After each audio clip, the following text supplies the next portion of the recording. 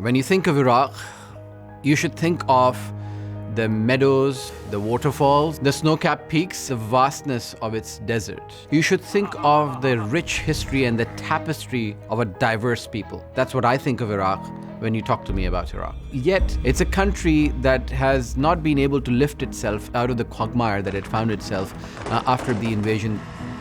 I'm Osama Bin Javaid, a correspondent for Al Jazeera English, and between us, 20 years on, the war in Iraq continues to have repercussions for its people.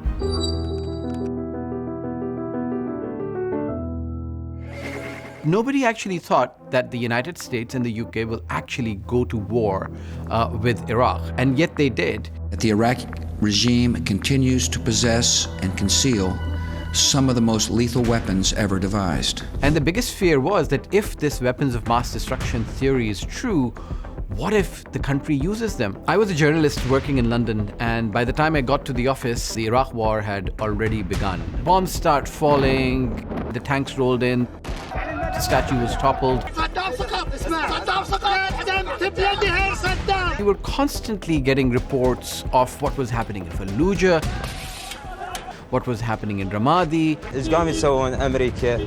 قامت يضربون شاطئ يعني عشوائي يضربون. How there was a resistance. Obviously, Saddam Hussein was somebody who had carried out multiple crimes against his own people. But the consensus amongst all people would be that this was a war which did far worse in terms of long-term impact than it did in removing a dictator. I remember having a conversation with a taxi driver who was a Shia, a persecuted people in Iraq during that time. And what he told me was that during Saddam's time, we had one thief. Now there is a thief in every street of Iraq.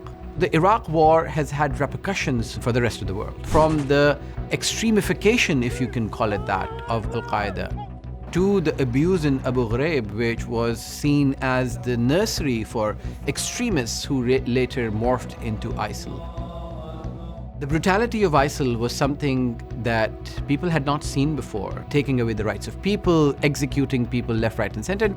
I remember the Yazidi genocide, where people were literally running for their lives. They not just killed the men of the Yazidis, but enslaved the women. These women were constantly tortured, raped. There was the battle to liberate Mosul from ISIL.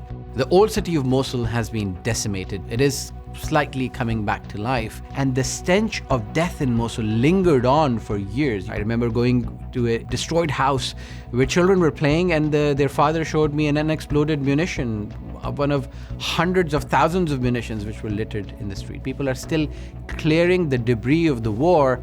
You cannot discuss the legacy of the 20 years of the war in Iraq without talking about the social implications that it has had and how the country is run. Iraq went from being a brutal dictatorship to a semblance of a democracy which many Iraqis feel has not delivered the results that they wanted from it. You can see that in the last election, more than 50% of Iraqis did not turn out to vote. Many Iraqis feel that the country, the way it's run, the power elite, the pressure groups, the various forces which align themselves with either Western powers or Iran do not really represent them. There was a massive protest movement in Iraq where young people came out demanding rights, basic services, jobs. So far, Iraqi politicians have failed to provide them.